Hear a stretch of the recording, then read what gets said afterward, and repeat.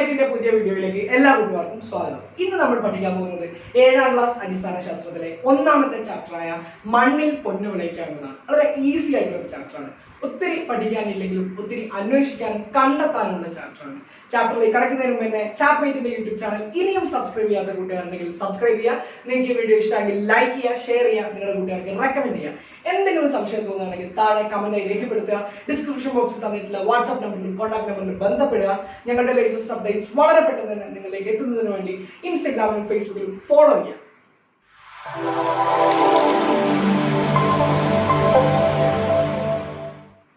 മണ്ണിൽ പൊന്നു വിളയിക്കാം.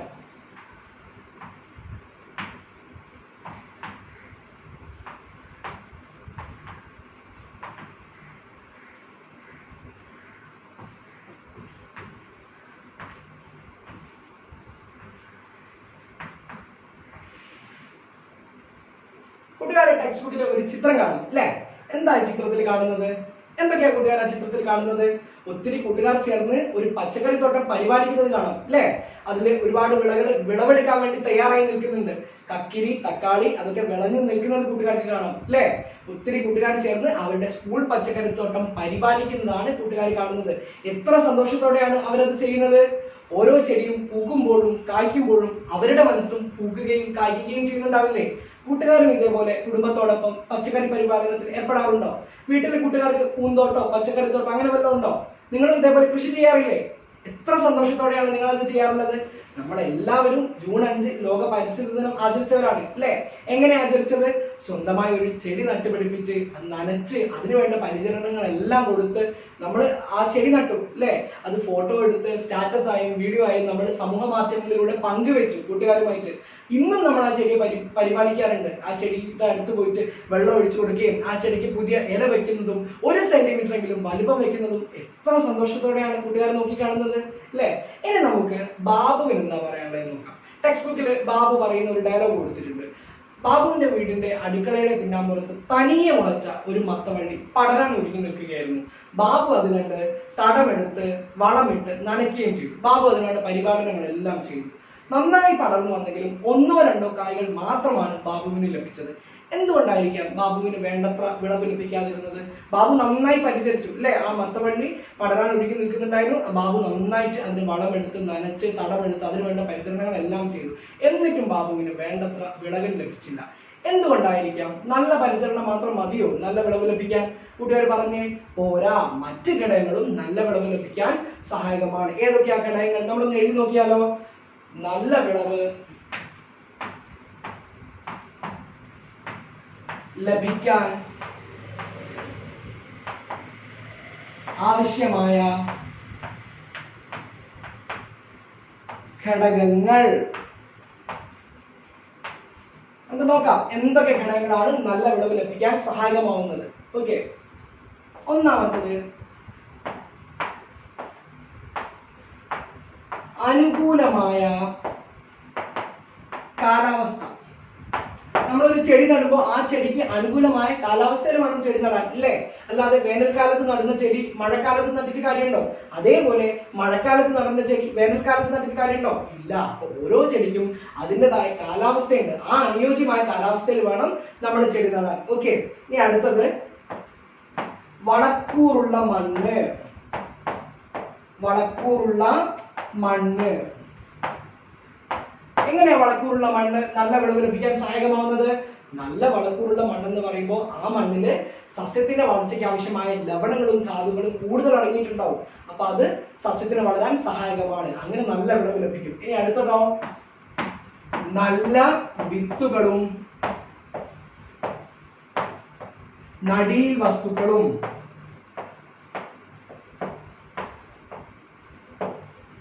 ബാബു നന്നായി പരിചരിച്ചു അല്ലെ? ബാബുവിന്റെ മത്തവള്ളി നന്നായി പരിചരിച്ചു. പക്ഷെ ബാബുവിന് നല്ല വിളവ് ലഭിച്ചില്ല. എന്തുകൊണ്ടാ ബാബുവിന് നല്ല വിളവ് ലഭിക്കാതിരുന്നത്? നല്ല വിത്തല്ല. ബാബുവിന്റെ മത്തവള്ളി തനിയെ മുളച്ചു വന്ന ഒരു വിത്തിൽ നിന്നുണ്ടായതാ അല്ലെ? നല്ല ഗുണമേന്മയുള്ള വിത്താണോ? അല്ല. നല്ല ഗുണമേന്മയുള്ള വിത്തായിരുന്നെങ്കിൽ നല്ല വിളവ് ലഭിക്കുമായിരുന്നില്ലേ? ലഭിക്കും. അതുകൊണ്ടാണ് ബാബുവിന് നല്ല വിളവ് ലഭിക്കാതെ പോയത്. ഇനി ഈ ഘടകങ്ങൾ മാത്രം മതിയോ? പോരാ. അനുകൂലമായ സൂര്യപ്രകാശം അല്ലെ. ഓരോ സസ്യത്തിനും അതിന് വളരാൻ സഹായകമായ സൂര്യപ്രകാശത്തിന്റെ ഒരു തോതുണ്ട്. ആ തോതിൽ സൂര്യപ്രകാശം ലഭിച്ചെങ്കിലല്ലേ ആ ചെടി നന്നായി വളരൂ. അതെ, അനുകൂലമായ സൂര്യപ്രകാശം. ഇനി ലൈറ്റ് മാത്രം മതിയോ? നമ്മൾ വെള്ളം ഒഴിച്ചു കൊടുക്കണ്ടേ? വേണ്ടേ? ജലസേചനം. ഓരോ ചെടിക്കും അനുയോജ്യമായിട്ട് നമ്മൾ വെള്ളം ഒഴിച്ചു കൊടുക്കണം അല്ലെ. കൂടി പോകാനും പാടില്ല, കുറയാനും പാടില്ല. അപ്പൊ പ്രോപ്പർ ആയിട്ട് നമ്മൾ വാട്ടറിങ് ചെയ്യണം. ജലസേചനം കറക്റ്റ് മിതമായ തോതിൽ നമ്മൾ വെള്ളം ഒഴിച്ചു കൊടുക്കണം, എങ്കിലേ ചെടി നന്നായി വളരും. ഇനിയോ വളപ്രയോഗം. നമ്മൾ നല്ല വളം ഇട്ട് കൊടുക്കണം അല്ലേ. വളപ്രയോഗം. നമ്മുടെ ചെടി നന്നായി വളരാന് നല്ല വളം നമ്മൾ ഇട്ട് കൊടുക്കണം. ഇനിയോ നമ്മുടെ ചെടി വളർന്ന് അതിനു ചുറ്റും കളകളൊക്കെ വന്നാൽ എന്ത് ചെയ്യും? ആ കളകളൊക്കെ നമ്മുടെ ചെടിയെ ദോഷമായി ബാധിക്കും അല്ലേ. അപ്പൊ ആ കളകളെയൊക്കെ നമ്മൾ പറിച്ചു മാറ്റി അതിനൊക്കെ നിയന്ത്രിക്കണം. കള നിയന്ത്രണം. അപ്പൊ കൂട്ടുകാർക്ക് മനസ്സിലായോ എന്തെല്ലാം ഘടകങ്ങളാണ് നല്ല വിളവ് ലഭിക്കാൻ സഹായകമാവുന്നതെന്ന്? ഒന്നുകൂടെ പറഞ്ഞു നോക്കിക്കേ.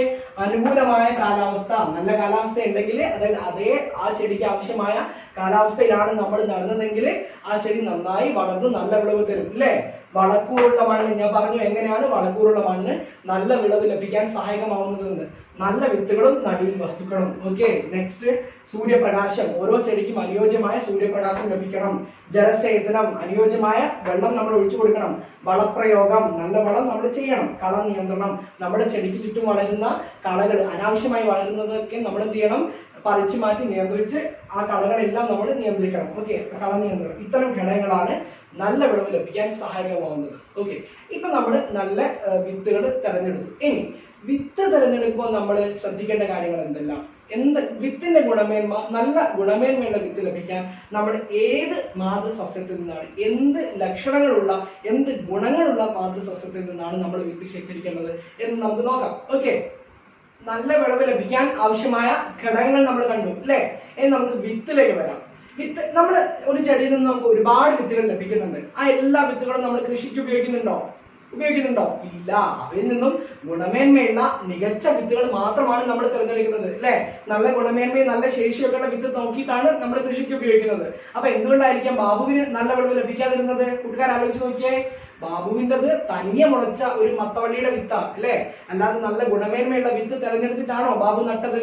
അതുകൊണ്ടാണ് ബാബുവിന് നല്ല വിളവ് ലഭിക്കാതെ പോയത്. ഓക്കെ, ഇനി നമുക്ക് വിത്ത് ശേഖരിക്കുമ്പോൾ മാതൃസസ്യത്തിന് എന്തെല്ലാം കാര്യങ്ങൾ നമ്മൾ ശ്രദ്ധിക്കണം, മാതൃസസ്യത്തിന് ഉണ്ടാവേണ്ട ഗുണങ്ങൾ, സവിശേഷതകൾ എന്തെല്ലാം എന്ന് നമുക്ക് നോക്കാം. അതിനു മുമ്പ് കൂട്ടുകാരുടെ ടെക്സ്റ്റ് ബുക്കിൽ ഒരു ചിത്രം കാണാം അല്ലെ. എന്തിന്റെ ചിത്രം കാണുന്നത്? വെണ്ടയുടെ ചിത്രം കാണാം അല്ലെ. 2 ചിത്രങ്ങളിലായിട്ട് 2 വെണ്ട കൊടുത്തിട്ടുണ്ട്. ആദ്യത്തെ ചിത്രത്തിലെ കൂട്ടുകാർ നോക്കൂ, എന്താ കാണുന്നത്? നല്ല വിളഞ്ഞ് പാകമായി വെണ്ട പാകമായി നിൽക്കുന്നത് കാണാം അല്ലെ. എന്നാൽ രണ്ടാമത്തെ ചിത്രത്തിലോ രോഗം ബാധിച്ച് വളർച്ചയൊക്കെ ശോഷിച്ച ഒരു വെണ്ടയാണ് കാണുന്നത് അല്ലെ. രണ്ടും തമ്മിൽ എന്താ വ്യത്യാസം? ഏതിനാണ് കായ്ഫലം കൂടുതൽ? കൂട്ടുകാർ പറഞ്ഞേ, ഒന്നാമത്തെ ചിത്രത്തിലെ വെണ്ടയ്ക്കാണ് കായ്ഫലം കൂടുതൽ അല്ലെ. അതിൽ നമുക്ക് വെണ്ട നന്നായിട്ട് മുളച്ചു നിൽക്കുന്നത് കാണാം അല്ലെ. ഇനിയോ രോഗബാധയുള്ള ചെടിയിൽ നിന്ന് നമുക്ക് വിത്ത് ശേഖരിക്കാൻ പറ്റുമോ? രോഗബാധയുള്ള ചെടിയിൽ നിന്ന് വിത്ത് ശേഖരിച്ചാൽ എന്താ സംഭവിക്കുക? അതിന് നന്നായി വളരാൻ പറ്റുമോ? ഇല്ല. അപ്പൊ രോഗബാധയുള്ള ചെടിയിൽ നിന്നും വിത്ത് ശേഖരിക്കാൻ പാടില്ല. ഇനി നമുക്ക് വിത്ത് ശേഖരിക്കുന്ന സസ്യത്തിന്, മാതൃസസ്യത്തിന് ഉണ്ടാവേണ്ട സവിശേഷതകൾ എന്തൊക്കെ എന്ന് നമുക്ക് നോക്കാം. വിത്ത് ശേഖരിക്കുന്ന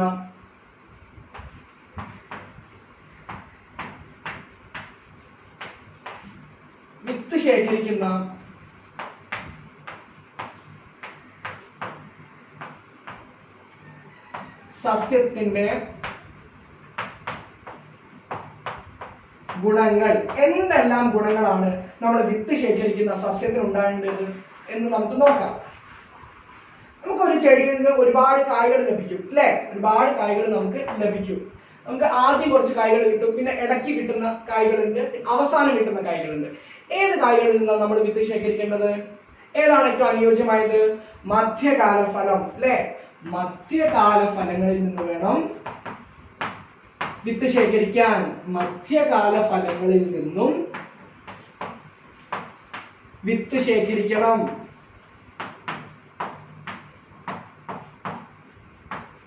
കുട്ടികൾക്ക് മനസ്സിലായോ? മധ്യകാല ഫലങ്ങളിൽ നിന്ന് വേണം നമ്മൾ വിത്ത് ശേഖരിക്കാനായിട്ട്. ഓക്കെ, ആദ്യം ഉണ്ടാവുന്ന ഫലങ്ങള്, ഇടയ്ക്കുണ്ടാവുന്ന കായ്കള്, അവസാനം ഉണ്ടാവുന്ന കായ്കൾ, ഇതിൽ ഏതാണ് നമ്മൾ തിരഞ്ഞെടുക്കുന്നത്? മധ്യകാല ഫലമാണ് നമ്മൾ തിരഞ്ഞെടുക്കുന്നത്. ഇത് മതിയോ? പോരാ. ഇനി നമ്മൾ തിരഞ്ഞെടുക്കുന്ന സസ്യത്തിന് രോഗപ്രതിരോധ ശേഷി വേണം. രോഗപ്രതിരോധ ശേഷി.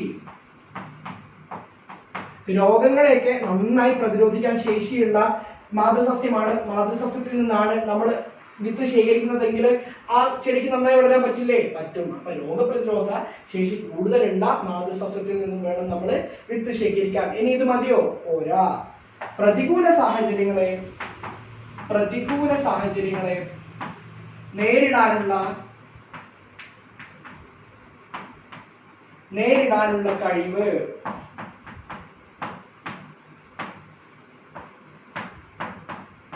പ്രതികൂല സാഹചര്യങ്ങളെ നേരിടാനുള്ള കഴിവ് കൂടുതലുള്ള ചെടിയിൽ നിന്ന് നമ്മൾ വിത്ത് ശേഖരിക്കുമ്പോൾ ആ ചെടിക്ക് നന്നായി വളരാൻ പറ്റില്ലേ? പറ്റും. അപ്പൊ പ്രതികൂല സാഹചര്യങ്ങളെ നേരിടാനുള്ള കഴിവ് കൂടുതലുള്ള മാതൃസസ്യത്തിൽ നിന്ന് വേണം നമ്മൾ വിത്ത് ശേഖരിക്കാൻ. ഇപ്പൊ കൂട്ടുകാർക്ക് മനസ്സിലായോ? വിത്ത് ശേഖരിക്കുന്ന സസ്യത്തിന്റെ ഗുണങ്ങൾ എന്തെല്ലാം സവിശേഷതകളാണ് വിത്ത് ശേഖരിക്കുന്ന സസ്യത്തിന് ഉണ്ടാവേണ്ടത്? മധ്യകാല ഫലങ്ങളിൽ നിന്നും വിത്ത് ശേഖരിക്കണം. ഓക്കെ. ഇനിയോ രോഗപ്രതിരോധ ശേഷി കൂടുതലുള്ള മാതൃസസ്യത്തിൽ നിന്ന് വേണം വിത്ത് ശേഖരിക്കാൻ. പ്രതികൂല സാഹചര്യങ്ങളെ നേരിടാനുള്ള കഴിവ് കൂടുതൽ വേണം. ഇപ്പൊ ഇത്രയും ഗുണങ്ങളുള്ള മാതൃസസ്യത്തിൽ നിന്നാണ് നമ്മൾ വിത്ത് ശേഖരിച്ചതെങ്കിൽ ആ വിത്തിൽ നിന്നും ഉണ്ടായിട്ട് ചെടിക്ക് നല്ല വിളവ് തരാൻ കഴിയില്ലേ? കഴിയും. അപ്പൊ ഇത്രയും സവിശേഷതകളാണ് മാതൃസസ്യത്തിന് ഉണ്ടാവേണ്ടത്. ഓക്കെ. ഇനി നമുക്ക് പാകി മുളപ്പിക്കൽ. എന്താണ് പാകി മുളപ്പിക്കൽ എന്ന് നമുക്ക് നോക്കാം. വെണ്ട, പയറ് ഇതിലൊക്കെ നമുക്ക് നല്ല ഗുണമേന്മയുള്ള വിത്ത് നമുക്ക് തിരഞ്ഞെടുക്കാൻ പറ്റും, എളുപ്പമായിട്ട് തിരഞ്ഞെടുക്കാൻ പറ്റും. എന്നാൽ അതിനേക്കാൾ ചെറിയ വിത്തുകൾ നമ്മൾ എങ്ങനെ ഗുണമേന്മയുള്ള തിരഞ്ഞെടുക്കും? അതിനേക്കാൾ ചെറിയ വിത്തുകളിൽ നിന്നും എങ്ങനെയാ നമ്മൾ നല്ല ശേഷിയുള്ളത് തിരഞ്ഞെടുക്കുക? നമുക്ക് നോക്കാം.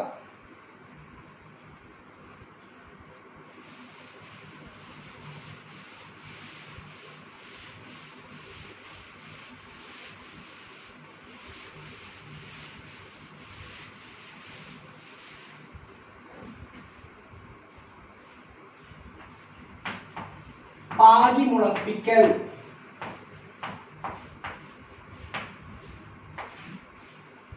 വെണ്ടയും പയറിലൊക്കെ നമുക്ക് ഗുണമേന്മയുള്ളത് പെട്ടെന്ന് തന്നെ തിരഞ്ഞെടുക്കാൻ പറ്റും. എന്നാൽ അതിനേക്കാൾ ചെറിയ വിത്തുള്ളവയോ അതില് നമ്മൾ പാകി മുളപ്പിക്കൽ എന്ന രീതിയാണ് ഉപയോഗിക്കുന്നത്.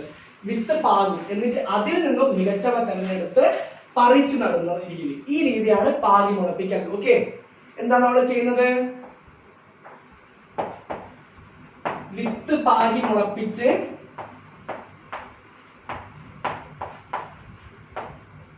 അവയിൽ നിന്നും മികച്ച തൈകൾ പറിച്ചു നടുന്നു. ഈ രീതിയാണ് പാകി മുളപ്പിക്കൽ. ഒരു ഉദാഹരണം ടെക്സ്റ്റ് ബുക്കിൽ കൊടുത്തിട്ടുണ്ട്. എന്താ ഉദാഹരണം? വഴുതന. വഴുതനയില് പാകി മുളപ്പിക്കൽ രീതിയാണ് നമ്മൾ ഉപയോഗിക്കുന്നത്. ഇങ്ങനെയാണ് നല്ല ഗുണമേന്മയുള്ള വിത്ത് തെരഞ്ഞെടുത്ത് നടുന്നത്. ഓക്കെ. ഒന്നുകൂടി നോക്കിക്കേ. പാകി മുളപ്പിക്കൽ. വിത്ത് പാകി മുളപ്പിച്ച് അവയിൽ നിന്നും മികച്ച തൈകൾ പറിച്ചു നടുന്നു. ഈ രീതിയാണ് പാകി മുളപ്പിക്കൽ. ഇത് നമുക്ക് ഉദാഹരണം എഴുതി നോക്കിയാലോ? കൂടുതൽ ഉദാഹരണങ്ങൾ എഴുതി നോക്കിയാലോ? തൈകൾ പറിച്ചു നടുന്നവ അല്ലാത്തവ. ഓക്കെ. തൈകൾ പറിച്ചു നടുന്നവ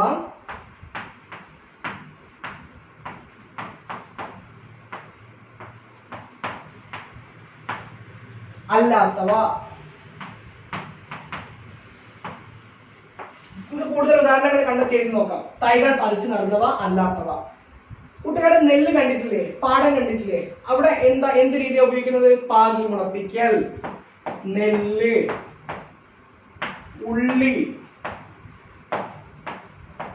വഴുതന, തക്കാളി, ബ്രോക്കോളി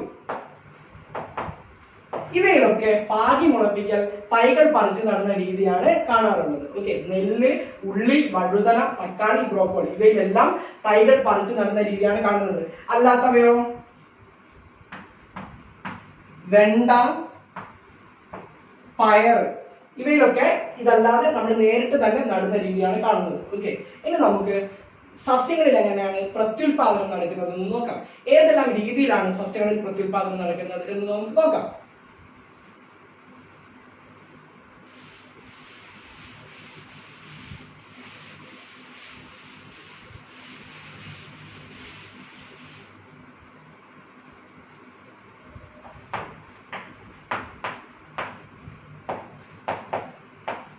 പ്രത്യുൽപാദനം സസ്യങ്ങളിൽ രണ്ട് രീതിയിലാണ് പ്രത്യുൽപാദനം നടക്കുന്നത്. ഒന്നാമത്തെ രീതിയാണ് ലൈംഗിക പ്രത്യുൽപാദനം. രണ്ടാമത്തേതാണ് കായിക പ്രജനനം. സസ്യങ്ങളിൽ രണ്ട് രീതിയിലാണ് പ്രത്യുൽപാദനം നടക്കുന്നത്. ലൈംഗിക പ്രത്യുൽപാദനം, പിന്നെ കായിക പ്രജനനം. ഇങ്ങനെ രണ്ട് രീതിയിലാണ് പ്രത്യുൽപാദനം നടക്കുന്നത്. ഇനി എന്താണ് ലൈംഗിക പ്രത്യുൽപാദനത്തിന്റെ സവിശേഷതകൾ? വിത്തിൽ നിന്ന് പുതിയ ചെടി ഉണ്ടാകുന്ന രീതിയാണ് ലൈംഗിക പ്രത്യുൽപാദനം. വിത്തിൽ നിന്ന് പുതിയ ചെടി ഉണ്ടാകുന്നു. നമ്മൾ നേരത്തെ കണ്ടു, കുറച്ച് വിത്തുകളിൽ നിന്ന് നമ്മൾ പുതിയ ചെടികൾ നമ്മൾ നേരത്തെ കണ്ടു. ഉണ്ടാകുന്നത് എങ്ങനെയെന്ന് കണ്ടു. അപ്പൊ വിത്തിൽ നിന്ന് പുതിയ ചെടികൾ, പുതിയ സസ്യം ഉണ്ടാകുന്നതിനെയാണ് ലൈംഗിക പ്രത്യുൽപാദനം എന്ന് പറയുന്നത്. എന്നാൽ എന്താ കായിക പ്രജനനം? വിത്തിൽ നിന്നല്ലാതെ മറ്റു ഭാഗങ്ങളിൽ നിന്ന്, സസ്യത്തിന്റെ ഇല, വേര്, തണ്ട്, ഭൂകാണ്ഡം, ഇങ്ങനെ ഇത്തരം ഭാഗങ്ങളിൽ നിന്ന് പുതിയ സസ്യങ്ങൾ ഉണ്ടാവുന്നതിനെയാണ്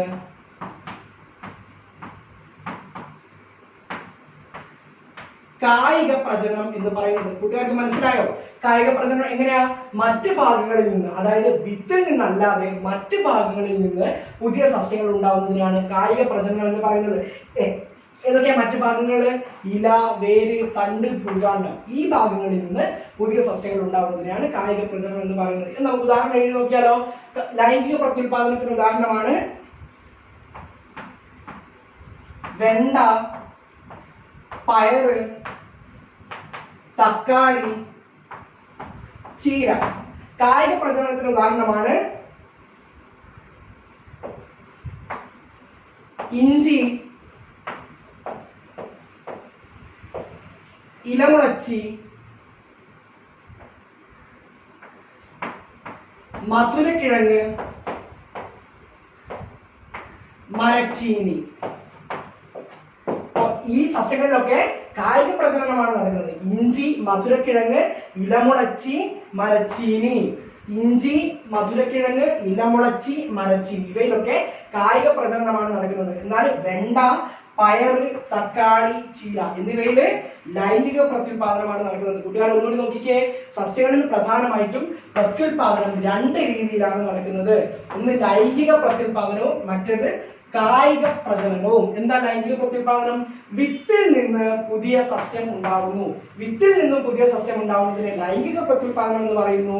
മറ്റു ഭാഗങ്ങളിൽ നിന്നും, അതായത് വേര്, ഇല, തണ്ട്, ഭൂകാണ്ഡം തുടങ്ങിയ ഭാഗങ്ങളിൽ നിന്ന് പുതിയ സസ്യങ്ങൾ ഉണ്ടാവുന്നതിനെ കായിക പ്രജനനം എന്ന് പറയുന്നു. ലൈംഗിക പ്രത്യുൽപാദനത്തിന് ഉദാഹരണമാണ് വെണ്ട, പയറ്, തക്കാളി, ചീര.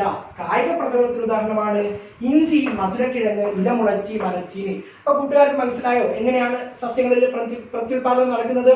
പ്രധാനമായും രണ്ട് രീതിയിലാണ് നടക്കുന്നത്. ഓക്കെ, ഇത് കൂട്ടുകാർക്ക് പഠിച്ചു. അപ്പൊ ഇത്രയുമാണ് ഇന്നത്തെ നമ്മുടെ ക്ലാസ്. അടുത്ത ക്ലാസ്സുമായി നമുക്ക് നാളെ കാണാം. അതുവരെ ബൈ.